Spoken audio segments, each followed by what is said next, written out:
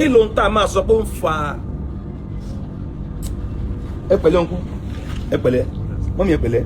ẹ pẹ̀lẹ́ it is well with you. kí la sọ pé ó ń fa kidney issue kí la máa ṣe he is a gentleman ọmọ méjì ni mọ̀mọ́ ìbí ọmọ méjì péré bá ń gbàgbà jẹ́ ìjọ ọmọ méjì 2 children ọkùnrin kan obìnrin kan ọkùnrin yẹn lélẹ́yìí báyìí lẹ́yìn ọkùnrin ó kàbúrò yín àbí ẹ súnmọ́ ọmọ mi lẹ́yìn ìbọ̀dá yìí ó ku ẹnìkan péré ẹ bá mi ṣe fídíò yẹn ẹ̀yin abiyamọ ẹ ní sunkún lórí ọmọ ẹ̀yin abiyamọ kàn máa sọ pé my children will not die ẹ̀yin máa sọ pé àwọn ọmọ mi ò ní kú bọ̀dá yìí ẹ ní kú kí lórúkọ yín. Babatunde Alabi mọ́mí yín ni kẹ́ ẹ wá tún wa máa wo kò tún sí bàbá kì í ṣe pé wọn kú wà láyé ń wà bẹ́ẹ̀ látọdún wo ọmọ méjì ló kú mo wá fẹ́ràn mọ̀mọ́ yìí méjì yẹn náà ló dúró ti pé ó dà tí tọkọ bá lọ ó dà ọmọ yìí máa fi wọn sọkọ láti ọdún púpọ̀ sẹ́yìn tí mi ní dárúkọ bọ̀dá yìí ni first born wọ́n dẹ̀ ní ọmọbìnrin kan ló bá tán o ìjọ yẹ ká lajú lẹ̀ kí àìsàn ó sì mú bọ̀dá yìí lọ bọ̀dá yìí ò ní kú lórúkọ Jésù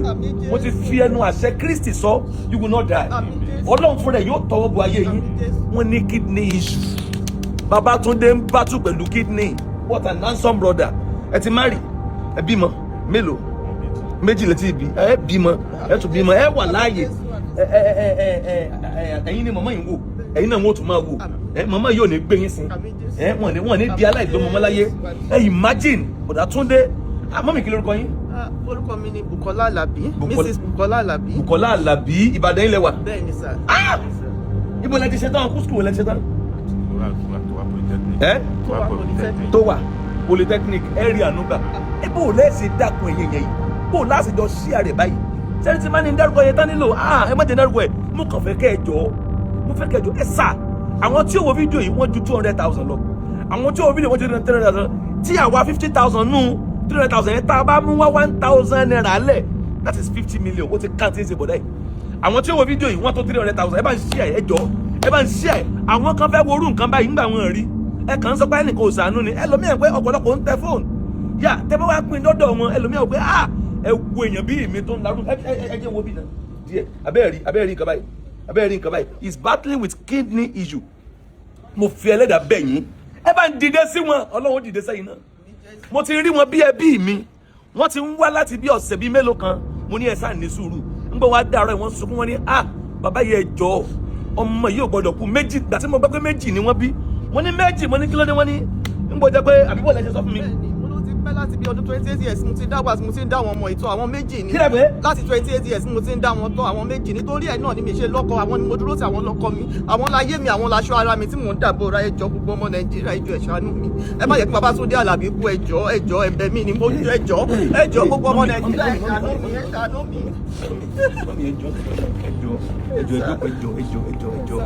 ẹjọ́ Babátúndé ẹ wo abiyamọ láti 28 years láti ń kọ́ ọmọ méjì kiri 18 years 28 years ni ọkọ ti ní ọlọ́kọ ti fi wọ́n lẹ̀ láti ń kọ́ ọmọ méjì kiri kò gbọdọ̀ sí ní tí ó ṣe wọ́n mọ̀mọ́ ìgbà kámú ni pé méjì yìí máa dà wọ́n bora ẹ bá ń dìde sí wọn ẹ jọ nítorí Ọlọ́run mo fi ẹlẹ́dàá bẹ̀ yín ẹ wo mo bẹ̀ yín pẹ̀lú orí ọ̀fẹ́ tó wà lórí gbogbo yín tẹ̀ ń wò mí tí èèyàn 50,000 people if they can donate 1,000 naira for this brother that is 50 million tó bá jù bẹ́ẹ̀ lọ fine mo fi ọlọ́mọ yìí ẹ wo látòrí 500 naira lórí 1,000 lórí 2,000 lórí 3,000 lórí 4 lórí 5 lórí 10,000 lórí 20 lórí 100 kódà lórí millions ẹ̀yin tí Ọlọ́run ṣàánú fún kódà ẹ̀yin tẹ́ ẹ̀ sì ń bẹ̀bẹ̀ fún àánú ara ń tẹ́ fi lè bẹ̀bẹ̀ fún àánú rẹ̀ pé nígbà tí ọmọlàkejì mi bẹ̀bẹ̀ fún àánú mo dìde fún ẹ wá kọ́kọ́ ṣíà gan-an ẹ ṣíà lẹ́yìn ṣíà ẹ wá máa donate mo bá tọ́lọ́ bá fún yín ẹ send ẹsẹ̀ ní ìkàwé kó náà donate díẹ̀ ẹ send ẹsẹ̀ ní ìkàwé kó náà donate díẹ̀ lórúkọ Jésù ẹ bá àánú Ọlọ́run pàdé ojú òní ti yín o ojú òní ti yín o ojú òní ti yín bọ́dà ẹ kàn sànù. abẹ́rẹ́ kò lè sọ̀rọ̀ too much gan ẹ bá wo is a very gentle man àbí look at him tẹ bá máa ń wo sàkún yẹn you see him he is a very calm and just mama ẹ sọ wọn ní kì í lè sọ̀rọ̀ ẹ lè sọ̀rọ̀ ẹnu ẹ̀gbọ́n irú èèyàn tó jẹ́ ni àwọn èèyàn mọ̀ fún irú èèyàn tó jẹ́ nìyẹn kò lè sọ̀rọ̀ ẹjọ́ torí Ọlọ́run gbogbo ọmọ Nàìjíríà ẹ ṣàánú mi ẹ má jẹ́ fọwọ́ mi gbọ́mọ sí ẹjọ́ àánú ni mo bèrè àánú mo tọrọ fún ẹjọ́ àmì Jésù ẹni gbọ́mọ sí ẹni gbọ́mọ sí ẹ bá ń dìde sí wọn ẹ bá mi dìde sí wọn ẹ bá mi dìde sí wọn ẹ bá ń dìde sí wọn ẹ bá ń dìde sí wọn ẹ bá ń dìde sí wọn mo bẹ̀ yín ẹ bá ń dìde sí wọn àgbáyé ẹ bá ń dìde sí wọn ẹ̀yin èèyàn mi ẹ dìde lógún lọ́gbọ̀n ọmọ méjì náà bí eléyìí kan ṣe wọ́n ní yóò ṣe é ṣe wọ́n ní yóò ṣe é ṣe yóò ṣe kidney transplant kó yóò ṣe é ṣe ẹ bá ń dìde sí kó bá gbúrò kidney issue mọ́ ẹ jọ sorry bọ̀dá sorry ẹ dúpẹ́ lọ́wọ́ wọn pé wọ́n ṣàlùfẹ́ yín. ẹ ṣé mo dúpẹ́ o gbogbo ọmọ Nàìjíríà mo dúpẹ́ pé mo ti rà àánú gbà mo dúpẹ́ pé ṣàánú mi mo dúpẹ́ ẹ bójú àánú wò mí àtọmọ mi kò ní bá kidney problem tó ní ìlọ torí gbogbo kidney méjèèjì náà ló ti bàjẹ́ ẹjọ́ kidney transplant la fẹ́ ṣe ẹjọ́ gbogbo ọmọ Nàìjíríà ẹ ṣàánú mi ẹ bá jẹ́ n sunkún lórí ọmọ ẹ bá yẹ káṣọ ara mi ya aṣọ ara yóò ní ya ẹ̀bẹ̀ ni mo bẹ̀ ẹjọ́ gbogbo ọmọ Nàìjíríà àánú ni mo fẹ́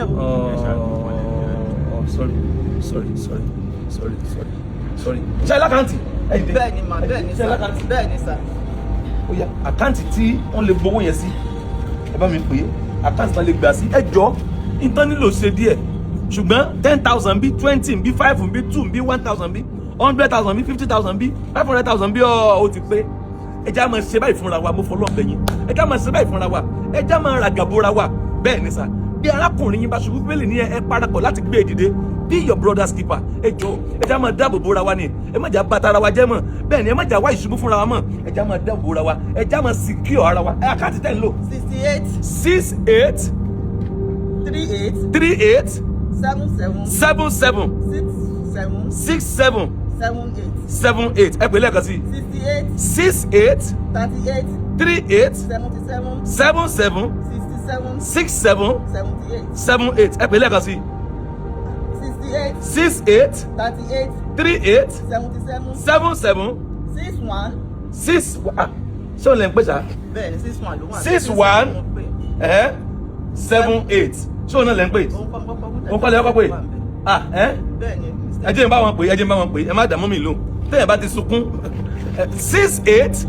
38 77 61 78 68 38 77 61 78 money point Babatunde Olúwadámilọ́lá Àlàbí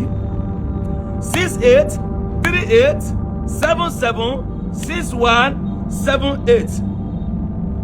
money point Babatunde Olúwadámilọ́lá Àlàbí again 68 38 77 61 78 money point Babatunde Olúwadámilọ́lá Àlàbí wọ́n ti pàkáǹtì wọn ó yá àánú ni ẹ máa rán síbẹ̀ ẹ jọ̀ọ́ gbọ́dọ̀ kú ẹ jọ̀ọ́ is a gentleman ẹ jọ̀ọ́ ó ní nǹkan tí ó ṣe láyé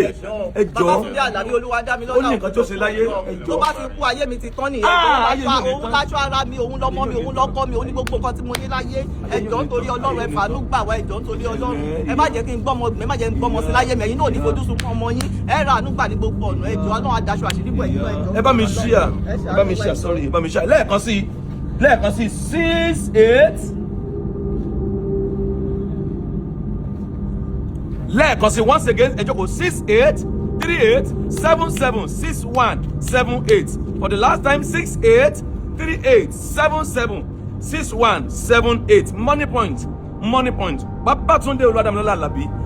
ẹ ní firú ẹgbà àìsàn ò ní ṣe yín ẹ̀yin ló ra ànúgbà ojú ò ní tì yín ilẹ̀kùn àná òṣì fún yín in the name of Jesus nọ́mbà kan tẹ́ ẹ lè pè mí sí wòlíì bò wá ni láti rówó yẹn pé nọ́mbà kan 070 54900 751 Babatunde ọ̀rọ̀ ànúgbà mọ́mí bọ̀dá yóò ní kú ẹgbẹ́ Ọlọ́run gbọ́ àti débì Ọlọ́run ó ṣàánú àwọn èèyàn láti ṣàánú yín ẹ ra ànúgbà ẹ ṣe láti yọrí ẹ padà wá dúpẹ́ in the name of Jesus mo dúpẹ́ o ẹ̀yin ẹ̀mí mo dúpẹ́ o ẹ ṣe ojú òní tí o ẹ wọ ẹ pẹ́ fún mi o ẹ̀yin là ń rí o mo dúpẹ́ o bá ṣe wá tẹ̀ ń ṣàánú fún wọn ó yà mí lẹ́nu o ẹ ṣe o mo dúpẹ́ ẹ bá ń ṣíà kẹjọ.